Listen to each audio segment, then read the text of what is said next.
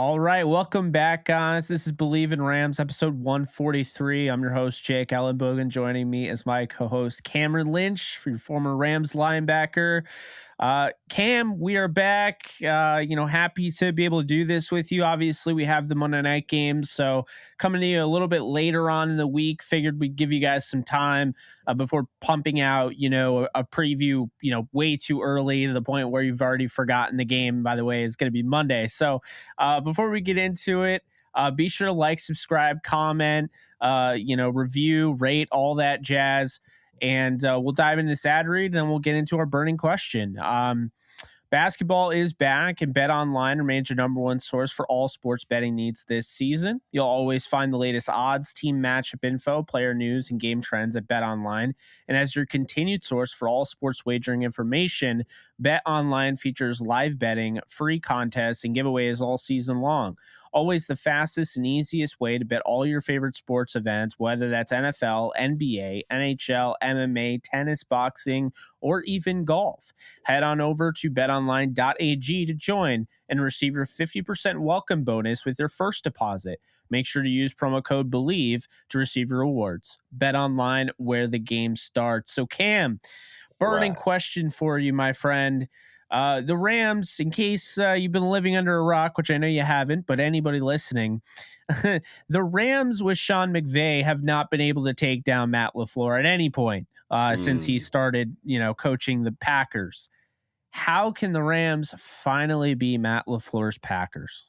Ooh, that's going to be tough, right? I think we talked about it on the previous podcast. The Rams, Sean McVay, they are a hub for great coaches. I think we talked about this. The Rams finishing strong, so coaches are going to be a desirable place for coaches next year. What does that look like? Matt LaFleur grew up with Sean McVay. They're under the same coaching tree. Joe Barry, the defensive coordinator, he was with Sean McVay. I was with those guys at the Rams as well. So everyone knows what's going on, right? It's gonna be a fiery day on Monday Night Football. These guys are great friends. They know the playbook. They know what to expect, and so I think at this point it's like, okay, who's the better coach at this point, right? It's gonna be the battle of the coaches. As you all know, the Rams have Baker Mayfield, and that's a wrinkle that I think hopefully Matt LaFleur is not ready for when it comes to Sean McVay and what they can do. So I think Sean McVay is going to provide that element of surprise with Baker Mayfield now having more time than just 48 hours to compete for a game. So I'm excited to see what Baker Mayfield is going to bring to the table here.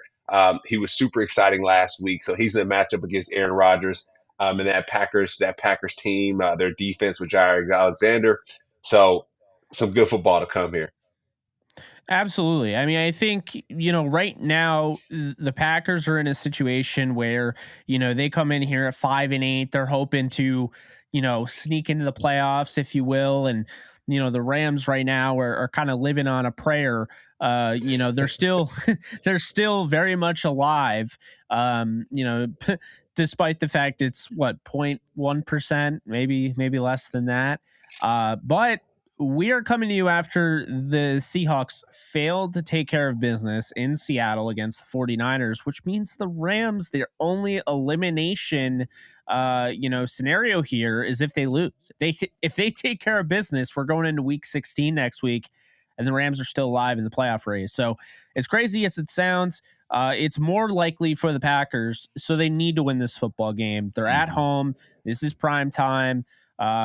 You're counting down the days with Stafford on the Rams, because of the injury, but you're really starting to count down the days with Rodgers, because now, Rodgers hasn't kind of looked the same this year, and it's just been really kind of a down year for both teams that were highly regarded coming in the year as the NFC title favorites. And honestly, Cam, if you told me before the season that these two teams would be meeting and neither were 500 going into week 15, I would have said you're absolutely crazy. You have no idea what you're talking about. These two teams will be fighting for it all. But hey, it doesn't mean neither of these teams can make the playoffs. Obviously, they got a long way to go. It starts with a win. I think when you look, the Rams offense, this is a team that is going to need to be able to run the football. We talk about it, the Run the Damn Ball podcast. I can't tell you how many times we brought that up, But when you look at the Packers defense, man, it's a liability against the run. Whether it's Cam Akers, whether it's Kyron Williams, whether it's Malcolm Brown or, Ronnie Rivers, I don't care. Or Baker You got to Mayfield. be able, or Baker Mayfield, you got to Yeah. run the ball against this defense. There's Hmm. no excuse. They have to be able to do it because they have to be able to keep things going with Baker. You can't just have him drop back pass and play backyard football, 50, drop backs the entire game. You got to give him some balance to play off of. So, at least in my opinion, Cam, I think like the number one key to the Rams offense is you got to establish that run. Yep, got to establish a run. We've been talking about that until we're blue in the face. That's important. That's been the thing that we've always been discussing. I went back and watched the game again.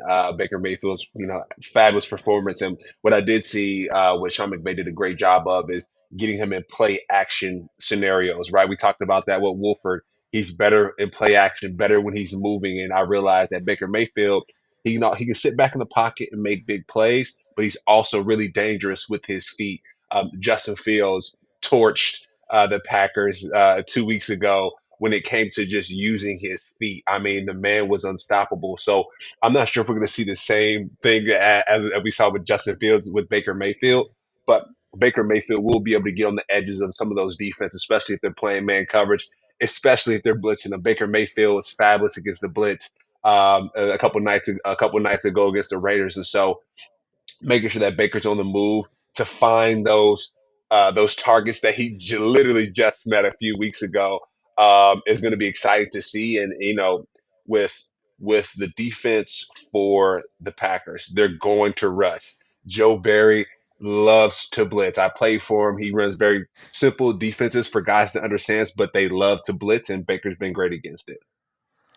No, you're absolutely right. And I think when you look at this Packers defense that, did lose Rashawn Gary for the year, they've been playing two rookies a lot this year. You look at Quay Walker, who was their first round pick. Then you look at Kingsley and Agbear, who's really taken over as he's had some pretty good games recently. You talk about Devontae Wyatt also in the trenches there, kind of share some time with Dean Lowry and Kenny Clark and so forth. But this is a defense that does have, some young guys that maybe you could exploit, right? You talk about Cam Akers' ability, run after the catch, or rather run through contact and breaking tackles. He's going to be able to, he's going to have to do that. He's going to have to get to the second level. And, I think when you're dealing with Baker Mayfield, it's all about keeping that bootleg, option alive, because this is a guy that he doesn't have to throw it, from a bootleg standpoint. What he'll do is he'll do a little Russell Wilson roll around and then set his feet, get a nice platform, and really be able to throw off it. That's when he's really comfortable playing that backyard football, but more of a structured type of backyard football. Yeah. In this game, though, if you establish the run early on, whether it's Kyron or Cam or whoever, then, with the receivers, I mean, the rapport he has already, we talked about Ben Skoranek. I mean, it just kind of felt different, right? You see Skoranek go up and Moss, Nate Hobbs when he needed to do it. They definitely were on the same page. You look at Tutu Atwell, his ability yards after the catch. A guy that you've mentioned a lot is Brandon Powell. He didn't have a big of a role last week, but that doesn't mean he won't have a big role this week. So, those are just some guys. And then let's not forget about the guy that caught the game-winning touchdown, Van Jefferson. I think there's a lot going in the right direction as far as these receivers to get on the same page with Baker. And, the Packers can't afford to let anything go, because this is a team that has a lot of guys that are kind of similar to what they have in San Francisco. And I think that's really the key here that can help you win football games, that while the Rams are definitely built that they can help you over the top, they're also built yards after the catch ability. Obviously when Cooper Kupp's healthy, I don't have to tell you he's one of the best, in space. But when you look at Tutu Atwell and the thing he flashed last week, and then, you look at Skoranek and you look at Powell, especially, these are guys that they get the ball and there's no nonsense. They make moves. They shake tackles, they slip tackles, and they make yards, after the catch. And I think that's going to be an important thing, extending drives, getting better field position.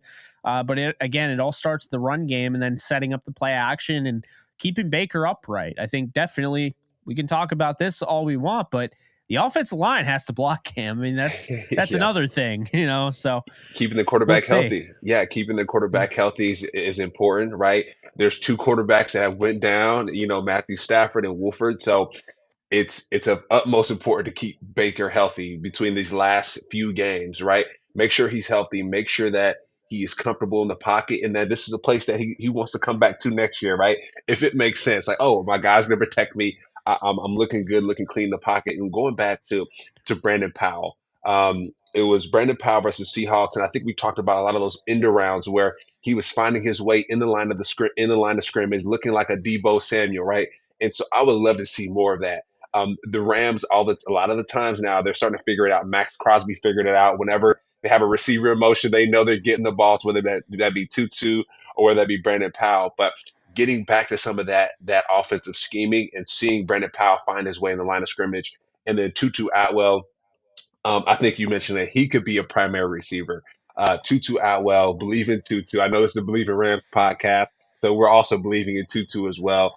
He's a dynamic player. He might be 5'7", 170 pounds soaking wet, but he's a baller, and we all know that. And so another thing I want to point out as well with the Rams offense, just the confidence. Like I said, I went back and watched that Rams game against the Raiders, and seeing Ben Skoranek flex, on people. Like, I haven't seen that. I mean, I've seen him make big plays, but like just a routine first down conversion, like flexing, mossing people. And so I think what's really cool is we're starting to see a lot of these receivers, a lot of these tools that the Rams have, their confidence being built, and just the diversity. We were begging for this, Jake, in the past podcast. We were begging for diversity before Cooper Cup got hurt. We are begging for it, and now we're seeing it. These guys are flourishing, and I'm excited to see what they do in the last stretch of the season. As am I, Cam, and I would even go as far as to say they're playing with house money, right? I mean, like Skoranek wasn't. I don't think he expected to have this big of a role at this point in the season. Could be wide receiver one for Baker Mayfield. No one knew that Baker Mayfield was going to be a Ram until it just happened, right? So, I say he's playing with some house money there, and I think he Hmm. knows it. And I think it's one of those things where, hey, you go into the casino at $20, and you're all of a sudden you're up 200. You're not playing with $180 that you didn't have before, and if you immediately just expected, whatever, I'm fine, just come home with 20, and now you're playing with 180 extra bucks, you might be a little bit more risky, right? And so I think that's something that we're seeing from Skoranek. He's playing more loose. He's it's not the moment doesn't seem too big for him, and I think he showed that. I mean, he played at a premier program in Notre Dame. He also played at Northwestern beforehand. So I mean, he's been in moments before, but I think this really goes back him when there were a lot of fans that were crucifying the kid, right? Because he drops a wide open touchdown in the FC title game, drops a pass that he flips up and ends up being picked off in the Super Bowl. And, this is one of the reasons why in the offseason, I kept saying, stay by this kid. Okay. He just had invaluable experience that the next time he's in those situations, I think he's going to make the most out of. And I think he's shown that to this point. Strong receiver. And another thing too, I think we've talked about it before, is some of these diamonds in the rough, some of these players for the Rams that started on special teams, like your Nick Scotts, right? Have played on special teams, have contributed to special teams, and found their way in their role on the team, and that's extremely exciting to see. And so it's nice to see this Rams team get on a roll here. And like we said before, going back to the beginning of this podcast, Sean McVay battling Matt LaFleur. Like, what is that going to look like?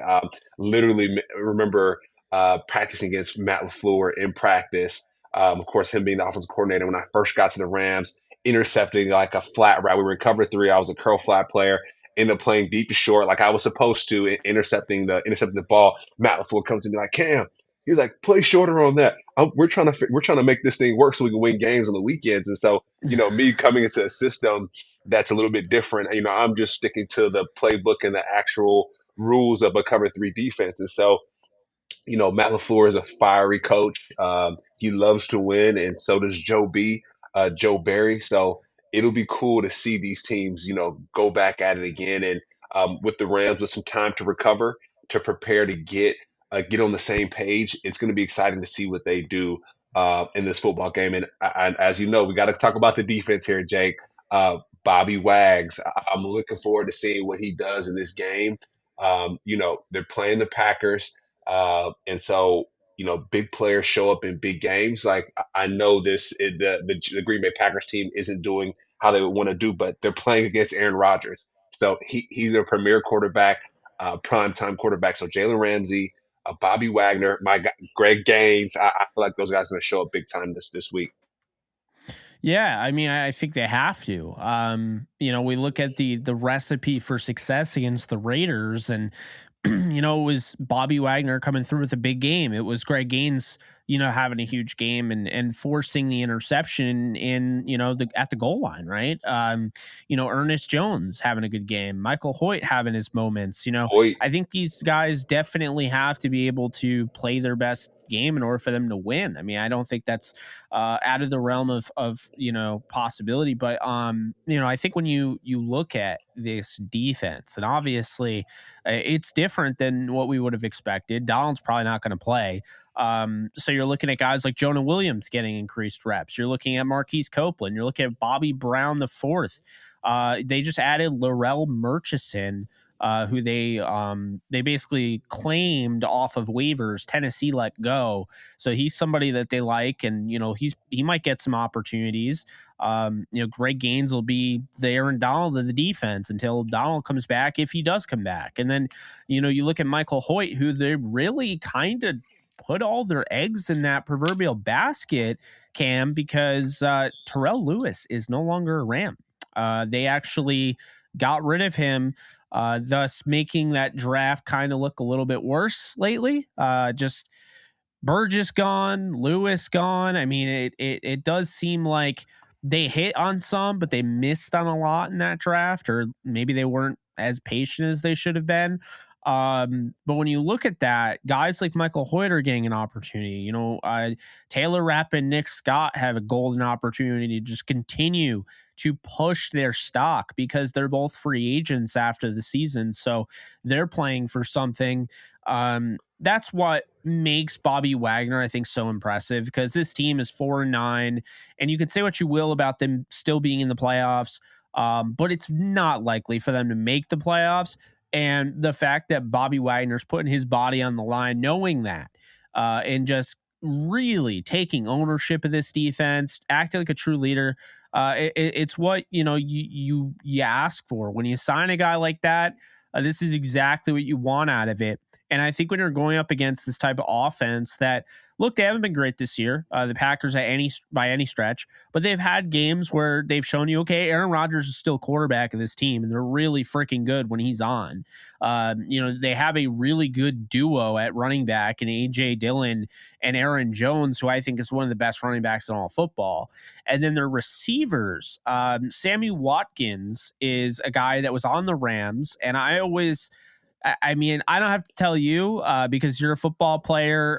You play in the NFL. I'm sure there's such a thing as a revenge game. Okay, I'm sure it matters. And Sammy Watkins, who played for the Rams, hasn't played against the Rams in quite a bit. This is, an opportunity for him. You got Alan Lazard, who gave the Rams fits in the postseason back in the 2020-2021 season. Christian Watson is just on an absolute tear lately. It feels like he scores every week. And then you have Randall Cobb, a seasoned veteran that can help find the soft spot in the zone and just kind of sit down there. They have a 7th rounder in Samori Torre, and they have a 4th rounder in Romeo Dobbs that is just played above his weight class, essentially. I know he was a 4th round rookie, but he hasn't looked like it when he's been healthy on the field. So all that considered, he's got the weapons, Rodgers does, and he's got the talent. It just takes that one game where everything is clicking. And when you have a defense that's so open to giving up those yards, covering grass instead of covering players, Rodgers can pick you apart with that. So we're going to see. This is a big challenge for this defense because, Rodgers is like playing against Brady. When you're playing that zone, he can rip you apart. I mean, he's a very intelligent guy, but he's also incredibly decisive, and he's very quick to not just make the, decision, read and react, but actually throw the ball. He's got one of the quickest releases you'll ever see. Yeah, we mentioned the quick release from Aaron Rodgers. I think someone measured it, but similar to like how Steph Curry releases his basketball, right? Like his release time is super quick. So the ball gets out of his hands really fast, but he does have 9 interceptions on the season so far. So Yeah, he will give the ball up. And I think that's something for the Rams defense to continuing to hone in on are takeaways. They did a great job of it last week. I think they had about one or two takeaways. Ernest Jones had an interception. Taylor Rapp had one towards the end of the game, building on that momentum. I think we talked about this, but when I was with the Rams, when I got back with the Rams for the second time, we had a turnover at the on the first series of every game for about 7 games straight. And it was kind of like, wait, I remember is this that. is this possible? Like, is this really a thing? But that was just a mindset. It was under Joe Barry's defense, actually, who's now with the Packers, but really making sure to take over the game by forcing turnovers and starting super fast. And so the Rams are going to have to do that. And you talked about Aaron Rodgers being super smart and taking advantage of those soft zone defenses. And let's go back to Patrick Mahomes when he was killing the Rams in that cover two defense, throwing the ball in that little sweet spot right behind the corner, and just expect that Matt LaFleur is going to go right back to that. Matt LaFleur is going to see Patrick Mahomes, and he's going to say, hey, when the Rams played a high caliber quarterback, what defenses were they playing? What did that look like to stop this type of player? And Aaron Rodgers is going to say, hey, let's do some of the similar things that Patrick Mahomes did. And so I know we're getting, I don't want to get too far ahead here, but, when we talk about our X factors with some of the tight ends here, Travis Kelce had a lot of success against the Rams. I do think that Matt LaFleur is going to try to activate his tight ends, right? You got the Robert Tungan, you got Mercedes Lewis. And so we all know that Christian Watson is that go to guy. So double team Christian Watson, right? We talk about this every day, every week.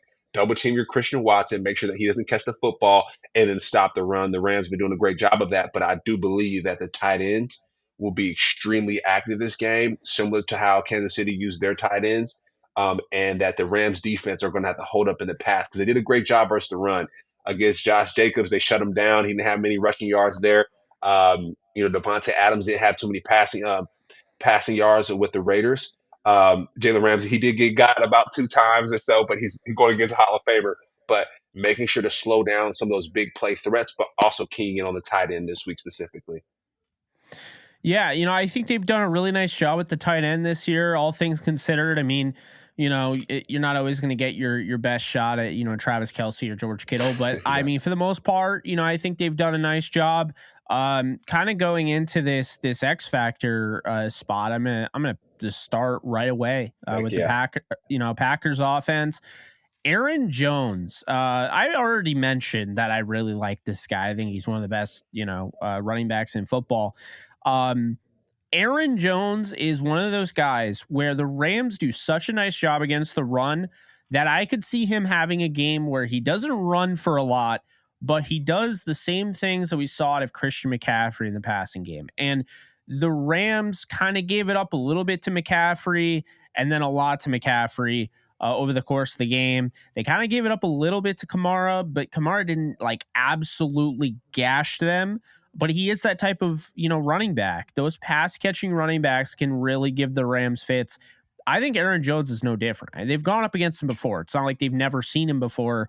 But Aaron Jones is a problem because when you get him in space, he makes one guy miss and he could be gone. And then in addition to that, this guy isn't just a guy that just catches the cheap stuff out of the backfield. He can run a legit route tree, is like another receiver, if you will. So that adds something. And then on top of that, A.J. Dillon, you talk about a guy who's just straight up a sledgehammer. I mean, his thighs are about as big as his torso, man. It's crazy. Look, A.J. Dillon is just a car accident waiting to happen. I mean, trying to tackle him. So they complement each other so well. it can wear out a defense. And the problem is when you're putting that stock in and you're constantly putting those reps together and you're stopping the running back, they're showing run, but you're not letting them get anywhere.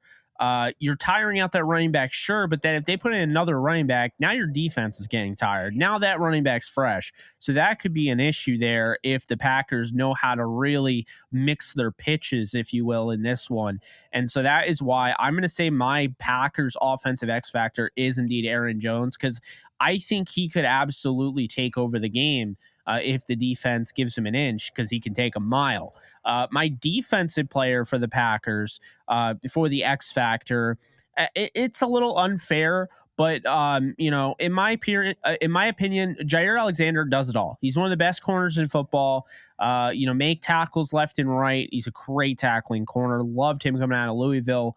But when you look at his ball skills, this is somebody that can go up and he can, steal one from Baker. And I think if he's able to steal one, you could put this game, flip it on its head. It could be a close one. I expect it to be a close one.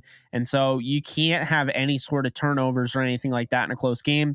I think Jair Alexander, his ball skills, his cover ability, I think he could neutralize any of the receivers. It just depends on which one he wants to do. If they're all about going into this game, hey, we saw what Skoranek did, let's put Jair on him, it's over, then you can expect him to really do a nice job shutting down Ben Skoranek. Now, looking at the Rams, the offensive X factor here for me is Tutu Atwell. With that being said, I think Skoranek took the most attention off everybody. And I do think Atwell, despite the fact he had 5 catches for 50 yards, he was the most targeted receiver on the team last week.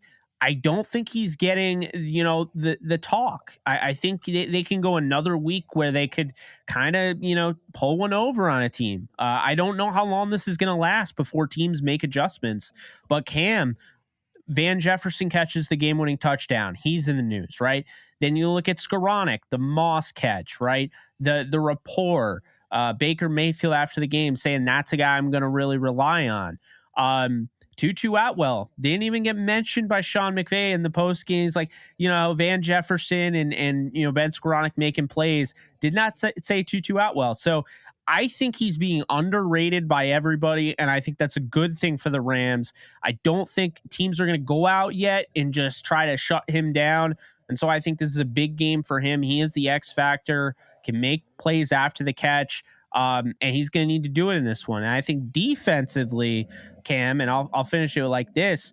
I think it's Jacoby Durant. You look at the safeties, and I just mentioned. We talked about Rapp had a good week last week. Nick Scott. This is a huge opportunity for those two going into a contract. Off season, but the thing that's big is Jacoby Durant has the athleticism to really match up on any of those wide receivers, depending on how they want to play it. He could be lined up in the slot. He can be lined up in the boundary. And he's got ball skills. So I think this is somebody that, he's another piece for Raheem Morris to use. I know that there are guys like David Long available. I know Troy Hill's available. And you have Jalen Ramsey. And, Darion Kendrick has played a lot this year. But Jacoby Durant can be used all over the field. And in addition to that, in a short amount of time, he showed you that he has a nose for the football. He forced an interception. He forced a sack earlier in the year. This is somebody where it's a wild card where, you need a spark. And that defense is really like they're reeling. They need a big play and they get that third down. And you're like, man, if they could get this stop, they can get off the field. They can neutralize Rodgers. And that is when Raheem Morris pulls out the stops and says, you know what, Jacoby, you're going head first. You're going to go and blitz. We're going to use a cornerback blitz here. And he's a guy that can get in there. And he has before. I think he's the X factor because I think he is kind of he's their trump card, if you will, right? I think that is how they're going to use him. And I think he's a guy that could come away with a big turnover in this game. Yeah, I like that, Jake. And staying on the Rams defense, I'm gonna go with Hoyt for my X factor. I know I a like it. few games back he had about 2 sacks, and I know, like you mentioned, all cards on the table now for Hoyt with some of the changes that the Rams have made. So I'm going to go with Hoyt. A lot of times the broadcasters say, "Hey, you have a 300-pound, outside linebacker. You're giving up the pass rush with that. He's better at setting the edge." And I would like to say he's done a better job of rushing the passer and causing pressure than setting the edge. I know a few, the other week against the Raiders, he had some trouble setting the edge against Holland on a couple of those jet sweeps. So Matt LaFleur is going to go back to that, but I think Hoyt is going to be the answer for Aaron Rodgers. I think he's gonna cause a lot of pressure. And, our guy Greg Gaines is going to hop in there and force some havoc as well. Bobby Wagner is going to have to play big. You mentioned it. There's two running backs that the Packers have, and like you said, they're probably the best in the league at this moment. You have that lightning and that thunder combination with those two running backs, and so the front seven for the Rams are going to have to play lights out this week to win this game. And then going on the offensive side, Van Jefferson, I'm not sure if we talk about him enough. I know he's had big touchdowns against the Cardinals, with Wolford finding him in the end zone in the last minute in this last game, scoring the touchdown winning, touchdown, the game winning touchdown. So I think just with Van Jefferson, I think that Van Jefferson, he is the big play guy. I know we talk about Skoranek, having 7 targets, 90 something yards this past game, but I think Van Jefferson is the home run guy. And so I would hope to see him a little bit more finding that end zone, right? Whenever Baker has some trouble, just throw it up. Just know that big play Van is down that field. And so I want to call Van as being the X factor for this game. And then going to the Packer side, I think I mentioned it with Tungin and Mercedes Lewis, the tight end group. I would say just the Packers tight end group possibly being the X factor for this game. Christian Watson's been going off, and so the Rams do know they've been playing elite receivers these past couple of games with DJ Metcalf. You got DJ Metcalf. You got sorry, number 17 for Devontae the Adams. Devontae Adams for the Raiders. Then you had D Hop for the Cardinals, and so the Rams have been going against elite receivers, and you got the Chiefs, Travis Kelce at the tight end position. You've been going against elite receivers, so the Rams defense know how to cover elite receivers. So now I think paying attention to the tight end this week, Robert Tonyan, Mercedes Lewis. I think those guys are going to have a big role in this game here. And then for the Packers defense, this game for the X factors, I went Quay Walker for this game. I watched the past game against the Bears, and I'm like, who is this guy? I mean, this guy is running sideline to sideline, making big plays. He's in the backfield wearing that number 7. And I know he came from UGA, so coming off a national championship. And so I think I just seen him play. He has fresh legs. He has the juice. I wouldn't say he has the sauce yet, right? He has to earn the sauce. Baker Juice, no Mayfield's sauce. juice, no sauce, right? Baker Mayfield's earned the sauce. So Quay Walker, I can see him being that X factor for this game. And so for the Rams to make sure that they quell his efforts there would be a big thing for them. Okay. Okay. I had to. It was right Yeah, there, man. It was a layup. had to. Yeah. So I mean, I think you and I have some good X factors here. I think this is a game with some intriguing talent. Um, I think this is a game with some guys on each team that could blow up. I mean, Christian Watson's a guy that could absolutely nuke this game. We've already seen him do it. But so is, I would say, Atwell. I mean, if they don't defend him over the top, if Van Jefferson's had big games, Cam Akers. I mean, if he holds on to the ball, doesn't fumble, and he gets into a rhythm, Shots. the big thing is ball security with him, Hmm. but if he's able to hold on to the football and, show that he can consistently run against this defense, then it's going to make Baker's life so easy. Not to mention if they can get Kyron Williams back integrated in the offense. So now we have the final aspect of this podcast where everybody is very interested in, because everyone loves a prediction, right? Is my team going to win, Cam? That's what people want to know. And to that, I'm going to say on my side, yeah. As long as you're a Rams fan, I think the Rams do win this game. It's weird. This is the worst Rams team to beat the Packers, because you would have thought before. I would argue the Rams have had better teams in the past than the Packers, and they still lost. But I think they get this done. There's some magic in the air. I don't think it's going to lead to a playoff berth. Doesn't mean I'm not rooting for it, but there's some magic in the air. And I don't like the way the Packers are trending. I know it's a cold game. Baker Mayfield's 8-4 in cold games. So I thought that was an interesting stat there. But I trust Baker Mayfield. I trust the coaching staff right now. I trust the way these players are playing. They're really trying to finish the season strong. This is not a team that's going to let this game go. I just don't see it. On Monday Night Football, they played on a short week, coming off a brutal loss. Cam, we talked about it already, but they absolutely could have folded, right? You lose a game like that to Seattle, it's probably your season. On the last play of the game, and you come back and you win on a short week when you're down 16-3 with 4 minutes to go. Got to give them credit. And, I think that just shows a lot of heart that this team has now that Baker's had multiple days. Forget about a week, just the fact that he has multiple days in this offense, as opposed to just, let's go out there with one practice.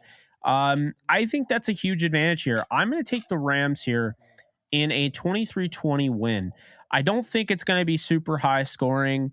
I do think the Packers, can definitely score on this defense, but I think if you can hold Aaron Rodgers and the Packers on the road to 20 points, that you're going to win most games that way. And I think the way this Rams offense is going, they'll leave points on the field. They will. They might go for it. They might, be turned away on fourth down. They might miss a field goal. They might have to settle for red zone field goals, which we all hate. But I think they're going to score enough points to win this game. So I have 23-20. Baker Mayfield goes 2-0 his first two games with the Rams. All right. The let's go Baker chant. I'm not going to do it right now, Jake, because I did it on the last podcast. But Baker, let's give him the sauce. I think we talked about he had the juice. The man now has the sauce. NFC Player of the Week last week, just 48 hours preparing for a game. I know they had the slime cam on him. I think the Nickelodeon slime cam. I enjoyed Uh, that. that was cool. That was cool. That was a great way to be ingratiated in the Rams nation and what we have to offer as a fan base, as a team, as a group. So I'm with you. I'm gonna go 21-20 Rams over the Packers. Just watching the Packers, watching Aaron Rodgers, Christian Watson is the best thing that they have. Of course, you got the running game as well. But like you said, it doesn't seem like Aaron Rodgers is the same. And there's going to be a little bit more juice to this game because of Matt LaFleur and his relationship with the Rams and Joe B, the relationship with the Rams. So I think it's going to be a little bit more exciting than what the Packers have been putting on tape. But I do think that Baker Mayfield comes away with this win. I think he wins big over Aaron Rodgers in Lambeau Field. And like you said, Baker is 8-4. I think you said in cold games. So um, at this point, like what can Baker not do? I mean, come on, what can he not do? So I think he's gonna win big this week. I think anyone would take it if they were told the moment the Rams claim Baker Mayfield that he's going to go on and beat Derek Carr and Aaron Rodgers in back-to-back weeks, like with what he knows with the offense. I think people would take that. But if you told them how, I don't think they'd believe you, at least for the first game. We're going to see, how much magic is in the air with this game. It's going to be cold. Baker played in Cleveland, folks. This isn't anything new. This isn't like Jared Goff, who played college at Cal, and then he's playing in LA. And now he has to go into the cold environment where, before he's used to. No. This is a guy that played at Cleveland. Okay, he played in Cleveland, played really cold games, played in the AFC North. I mean, I think he's hardened for this moment, and he knows, he knows how big this moment is. He knows how big this opportunity is. He's the star of the rest of the year, and he's looking at it one way or another. He's gonna come away with this winning as long as he can lead this team, and finish the season strong. He doesn't have to make the playoffs to, win, quote unquote. The Rams could bring him back. He could get a big contract in the offseason. I mean, a lot is going right for Baker. He's just got to stay healthy. The Rams offensive line has to keep him upright, and he has to be able to take care of business. And as long as he does that, I think good things await him. And I mean, who doesn't love a good, little resurgence story, right? I mean, I don't like saying redemption because I do feel like, he's had 7 offensive coordinators, 5 different head coaches. I mean, I understand players got a player, right? But, at some point or another, maybe it would have been nice to have not 7 different offensive coordinators. Maybe it wasn't all his fault. But, we'll see. You and I both have Rams wins. The Rams would have, of course, move on to 5-9, and they would go into next week still in the playoff race. But And Jake, that is really going to. quick. Sorry, Oh, Jake, yeah. before we cut the No, podcast, Jake, you do it. I want to ask you, do you think things would have been different against the Chiefs and the Seahawks if Baker Mayfield was there? Because the Rams were in it in the last couple of moments. So I know we're talking about winning this game against Absolutely. okay, thank you. We're talking about winning this game against the Packers, against Aaron Rodgers. I think his track record could have been even more impressive if the Rams had him against the Chiefs and the Seahawks. I think he beats Patrick Mahomes. I mean, I don't know the way the Rams are I playing. do I think too. he beats him. So I do too. I mean, he put up a fight against him in the playoffs. Let's not forget the 22-17 loss. But hey, he led, Cleveland in the next round. He won a playoff game for them against Pittsburgh. Look, I agree with you. And I would go as far as to say the Saints game. Because let's not forget, the Rams are in control. Stafford goes down, he's out for the game, and it's a completely different game. Like the whole game flips over on its head, and the Saints win that ball game by 7 points. But I have to imagine if Baker, the Baker that we saw last week, if he is available in that game, I think that's a different story. I don't think the Saints are a better team than the Rams. I don't think the Buccaneers are a better team than the Rams. I don't think Seattle's a better team than the Rams because the Seattle team I saw barely won against a team that was banged up to all hell.